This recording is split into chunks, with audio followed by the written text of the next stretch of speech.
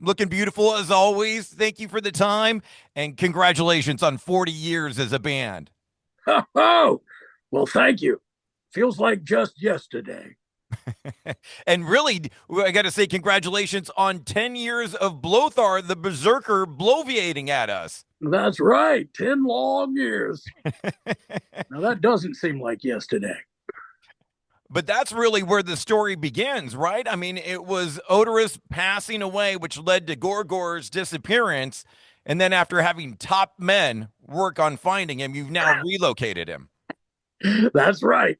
That's right. Well, and of course, there was the train wreck. There was the circus train accident. And I don't know. Maybe we're deadbeat dads. I don't know. Maybe we're just not responsible parents. I think that's probably true.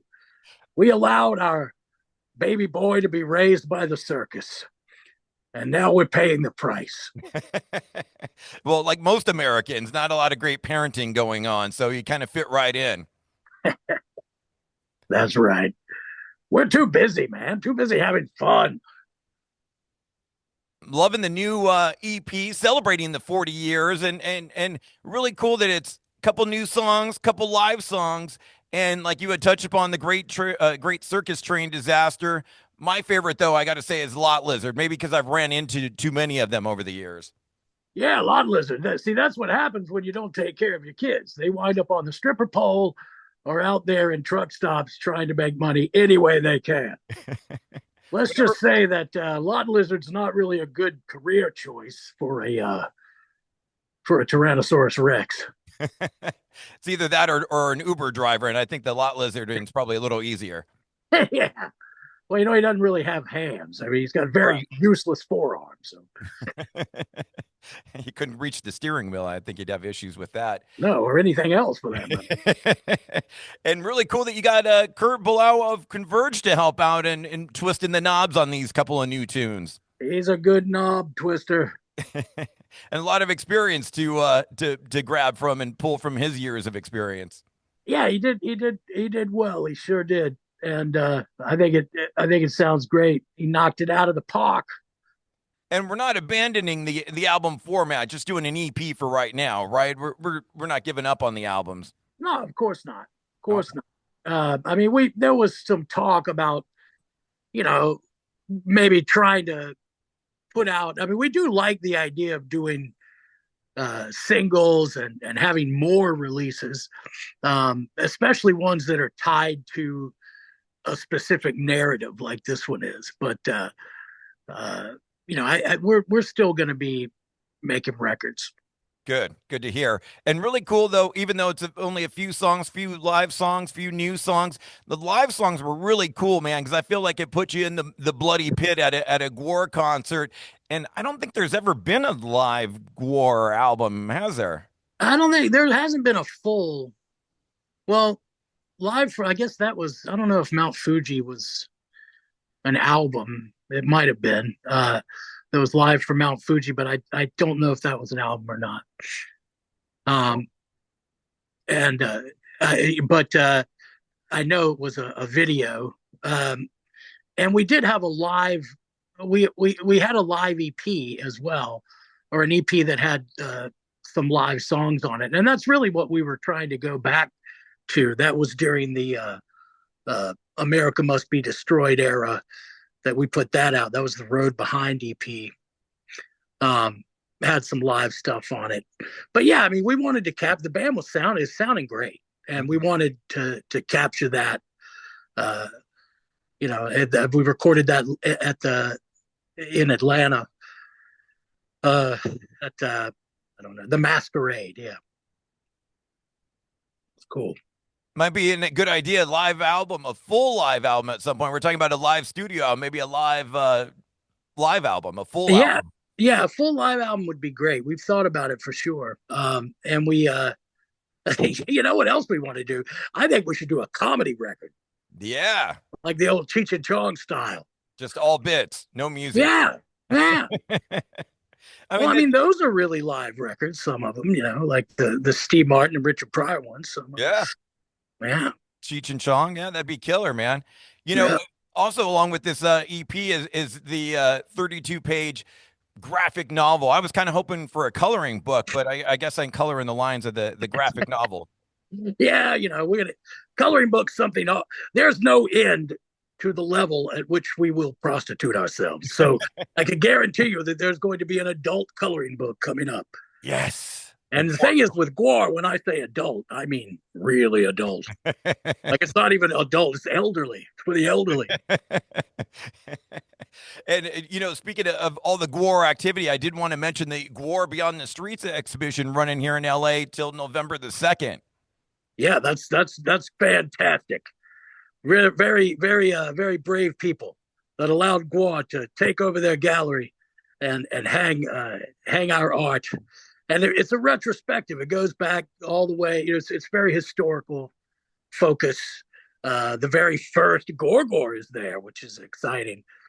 And not a lot of people know this about Gor Gor, but in the very first band photograph of Gor Gor was there. Ah. Yeah, so he's been a part of this. That's another reason to bring him back to the 40th is that he's been around for a long time, and this is I that art show just is fantastic. For us, it's like looking at a garage sale. Like here's all the stuff that sits around the studio. Right. It's hanging on the wall. I love it, man. I'm hoping to get out there and hoping to see the Uber Claw out there and maybe Zog too. Oh well, I don't know if the Uber Claw is there. There's a I don't know about Zog either, but there's certainly a bunch of stuff. There's a bunch of the decaps that we've done over the years. The Redneck from Hell is there. Techno Destructo. Uh, a lot of GWAR enemies, and of course all the characters.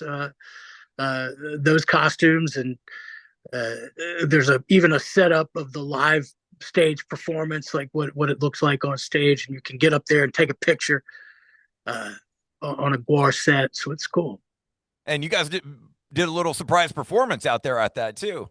Yeah, we did an acoustic thing, which I don't know. it's not uh it's not world beating or anything. The power of acoustic music. I mean, it was fun. It definitely was fun. Well, And we did a song that we did some songs that we hadn't done for a long time, so that was cool. speaking of fun, man, the fun is really going to happen at the live show, and I'm really excited to see you guys again. Going to be playing October 23rd, House of Blues of Anaheim, and I imagine we'll be getting these three new songs in the live set. Oh hell yeah. Beautiful, beautiful, and some old favorites too, along with all the blood squirting action. Yeah. Yeah, it's gonna be excellent. It's We gonna got be I'm trying to think. Yeah, it's a big show. We haven't done this level of show for a while in the states, so it's gonna be a lot of fun. People are gonna hate it.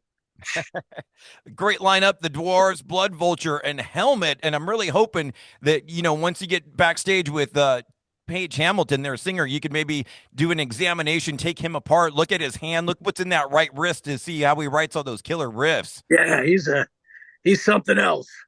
Very good. I know there's a lot of haircuts in that band. And some with no hair. Yeah, that's right. But kind of an odd pairing. I mean, I was kind of surprised to see Helmet on the support list. Well, I mean, they're a metal legends, really. Punk and metal and GWAR's. We really definitely share a background. We've known Paige since the AmRep days, so it makes sense. Yeah, and he's still killer live. I saw him earlier this year, and just puts on a hell of a show. Yeah, he got a great band. And those riffs, man, that right hand and those riffs, it's just Oh yeah. like, I mean, everyone writes riffs, but they just sound different coming out of his hand for some reason. That's what they all say. It's about the right wrist, not so much the notes that you're playing. It's all that chugging. Oh yeah. And he doesn't do a ton of double picking or anything like, but it's definitely just really solid rhythms. Just power. Yeah. Dude, I appreciate all the time. Speaking of riffs, wanted to get your opinion on a couple of things real quick here to wrap up. We're an old school radio station. We do a feature called Mandatory Metallica, which you're going to be a part of. and was curious. I've been having this little metal debate, Metallica debate, debating with my buddy their greatest thrash metal album and coming on opposing sides. So I wanted to help you weigh in on this. Ride the Lightning versus Master of Puppets. If you had to choose one out of those two, what would it be? Ride the Lightning without Oh, hesitation. okay. Tell me why. Tell me why.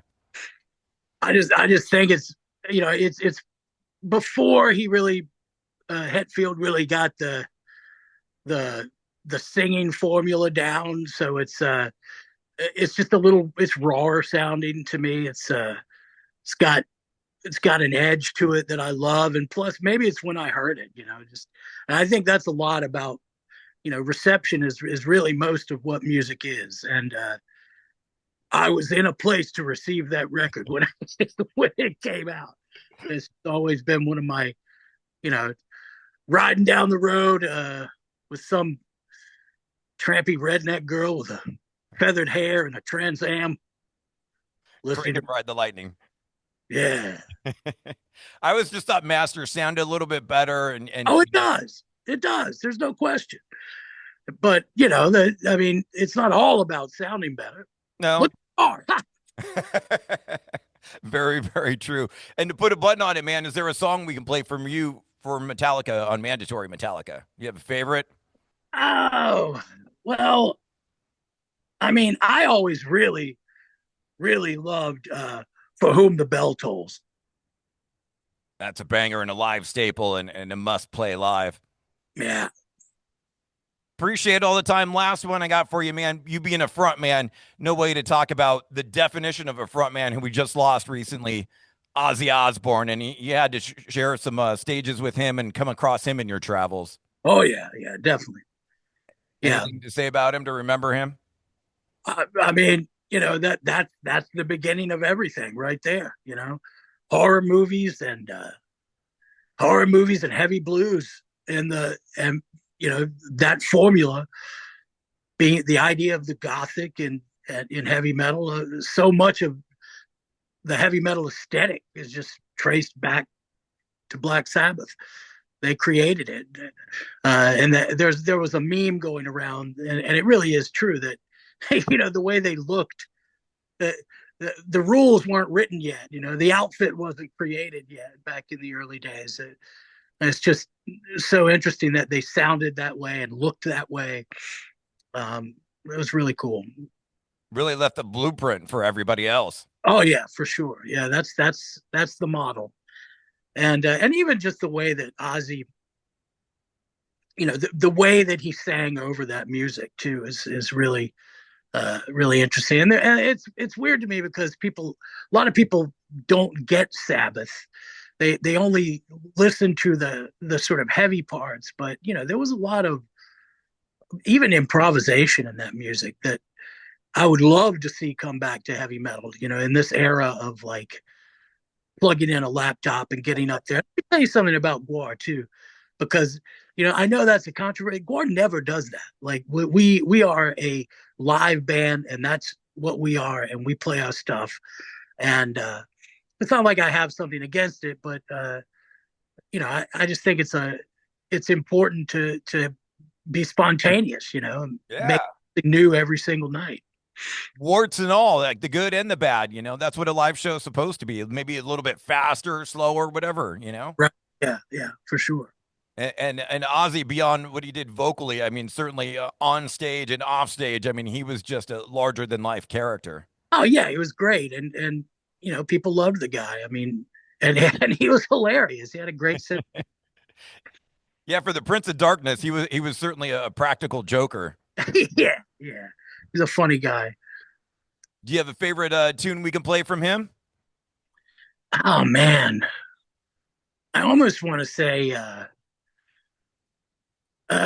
God, there's so many. How about NIB? What about that? Oh, there we go. Nativity in Black. Love Yeah. it. Beautiful, man. Thank you so much for the time. Can't wait for that House of Blues Anaheim show. It's going to be amazing. All right, man. Thank you. Thanks. Bye bye. Bye bye.